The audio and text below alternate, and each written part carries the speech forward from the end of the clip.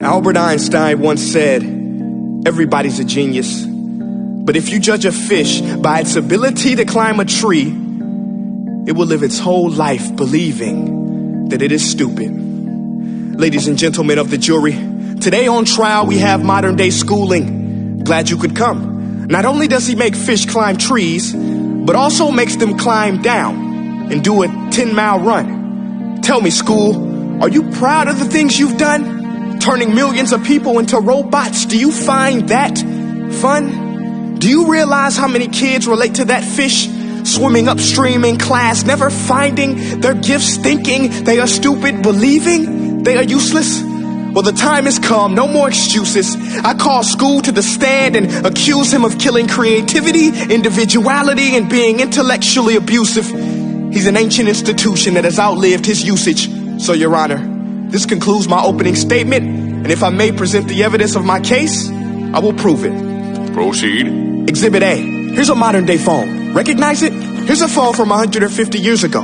Big difference, right? Stay with me. Here's a car from today, and here's a car from 150 years ago. Big difference, right? Well, get this. Here's a classroom of today, and here's a class we used 150 years ago. Now, ain't that a shame? In literally more than a century, nothing has changed. Yet you claim to prepare students for the future? But with evidence like that, I must ask, do you prepare students for the future or the past? I did a background check on you and let the record show that you were made to train people to work in factories, which explains why you put students in straight rows, nice and neat, tell them sit still, raise your hand if you want to speak, give them a short break to eat, and for 8 hours a day, tell them what to think. Oh, and make them compete to get an A. A letter which determines product quality, hence grade A of meat.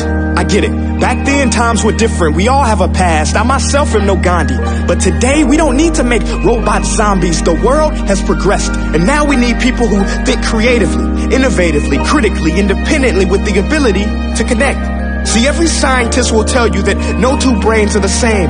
And every parent with 2 or more children will confirm that claim.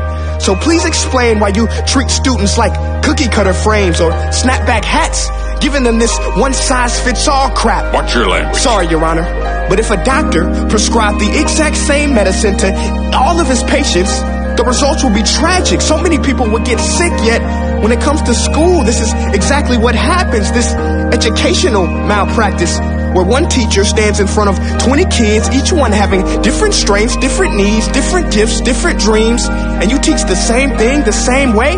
That's horrific. Ladies and gentlemen, the defendant should not be acquitted. This may be one of the worst criminal offenses ever to be committed. And let's mention the way you treat your employees. Objection. Overruled. I want to hear this. It's a shame. I mean, teachers have the most important job on the planet, yet they're underpaid? No wonder so many students are short-changed. Let's be honest. Teachers should earn just as much as doctors, because a doctor can do heart surgery and save the life of a kid. But a great teacher can reach the heart of that kid and allow him to truly live. See, teachers are heroes that often get blamed, but they're not the problem. They work in a system without many options or rights.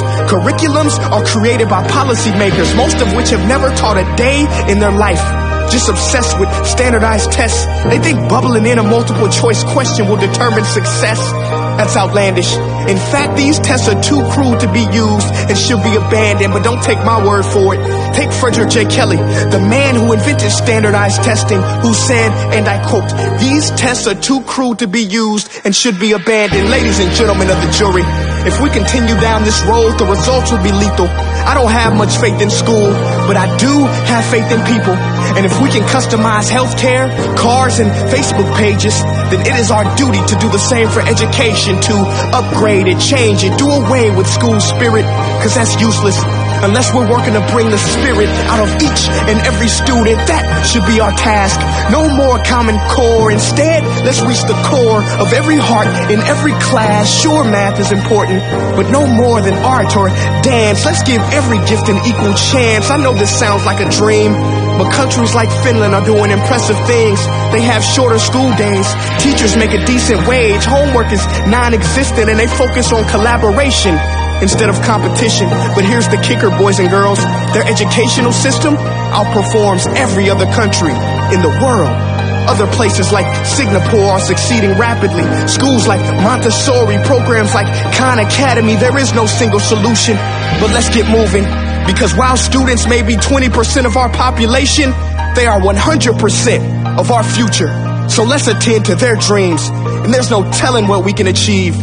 This is a world in which I believe, a world where fish are no longer forced to climb trees. I'll rest my case.